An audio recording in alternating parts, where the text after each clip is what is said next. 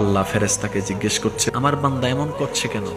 ফেরেশতা বলে যে আল্লাহ, তার প্রচন্ড ক্ষুধা পেয়েছে, কারণ সে 3 বেলা না খাইলে থাকতে পারে না, অভ্যাস হয়ে গেছে। আর সে আজকে না খেয়ে আছে। আল্লাহ তাআলা বলছে কেন, তার ঘরে কি খাবার নাই? ফেরেশতা বলে যে আল্লাহ, তুমি যথেষ্ট খাবার দিয়েছো, তারপরও খাচ্ছে না কেন? ফেরেশতা বলে আল্লাহ, তোমাকে খুশি করার জন্য। শুধু তোমাকে খুশি করার জন্য। ফ্রিজ ভর্তি খাবার, তার হাত ওখানে যাচ্ছে না, বুক তৃষ্ণায় ফেটে যাচ্ছে।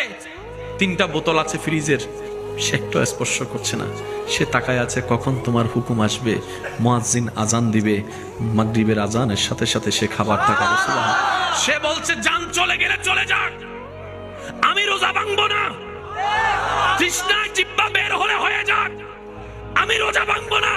রব বলে যে আমি তো এটাই দেখতে চাই, আমার বান্দা খুশি মনে আমার জন্য ত্যাগ দিতেই থাকবে, আমি আল্লাহ তাকে নিয়ামত বাড়াই দিতেই থাকবো। সুবহানাল্লাহ।